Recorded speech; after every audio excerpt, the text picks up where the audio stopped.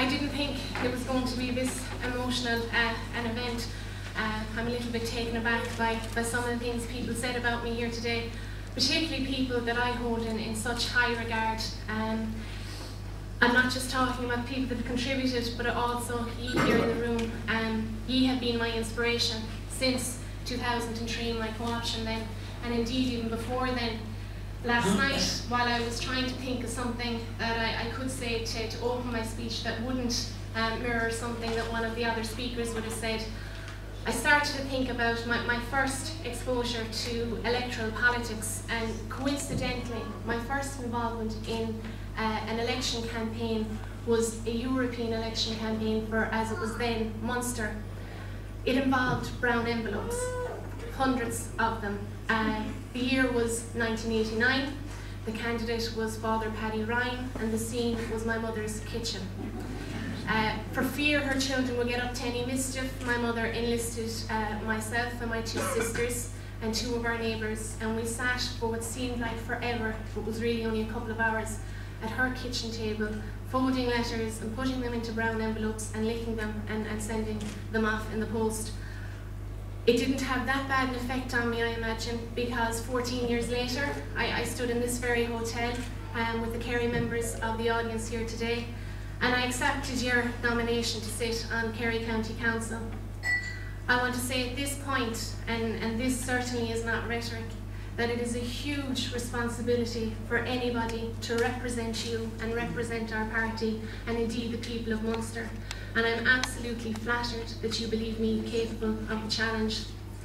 I want to thank my proposer and seconder, and indeed Jerry and Mary Lou, for making the journey down here, and particularly all of you that have travelled long journeys to be here today.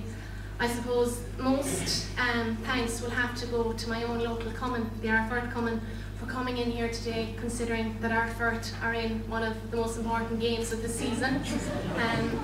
Today is a historic day because Martin Ferris put this before football, which we're all shocked by. We were taking bets, would he turn up or wouldn't he? And he did. You surprised me yet again, Daddy. So, on top of that, I see the North Kerry members here today, and they're shooting off. We have a party member getting married in Listowel. So I promise you I will try and be as concise as I can so that you make it for the speeches at that wedding, if you haven't had enough of speeches already today. At the time I was co-opted to Kerry County Council, it was perhaps an easy time for someone to accept the role in electoral politics. We were at the height of what was called the Celtic Tiger. Unemployment was in decline in the country. The tide of immigration that had swept through this country in the 1980s had finally turned, and rather than saying goodbye to young people from Munster at the departure gates in Shannon or Cork, we were actually saying hello and welcome to people from other countries who had come here in their thousands to share in what we were told was one of the wealthiest economies in the world. Looking back now, we see that the wealth was never shared, and worse than that, we also see a wasteland of lost opportunities. The opportunity to create a health service that we could be proud of.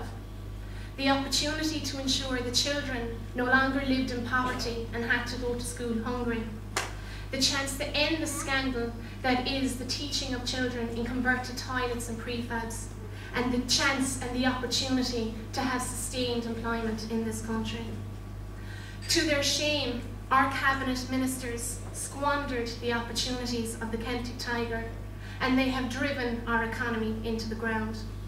Today, as most of you know, unemployment is on the rise again. Over the last 12 months in Munster alone, thousands of jobs, some of you here affected by it, have been lost in construction and industries. And if predictions this week are anything to go by, listening to the fact that Waterford Crystal is to lose a further 300 positions, the uncertainty that surrounds Dell, it looks like many more are to follow. In this town alone, there are over 4,000 people currently on the live register.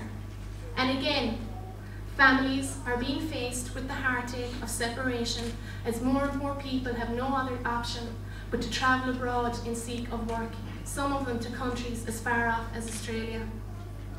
We are faced with the challenge now of protecting jobs and rebuilding prosperity.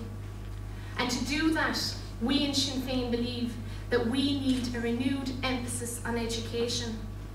Equal access to first-class education is the best means of helping everyone to succeed, and skilled workers and innovative research will be the foundation of our economy in the future. Now is the time to invest in Ireland's infrastructure and education system, giving workers and small businesses the tools to create a stronger economy. We need to retrain workers who have been made redundant so that they can find new jobs. We need to invest in building schools, social housing and transport, providing much needed employment as we do so. We must develop our indigenous industries and our export sector. But what has been the response of our political leaders to this economic and financial crisis? It has been, as Jerry outlined, to deprive those who worked all their lives and put a little money aside into a small pension for themselves of the opportunity to have proper medical care in their old age. It is to force vulnerable young children into larger classes with fewer teachers,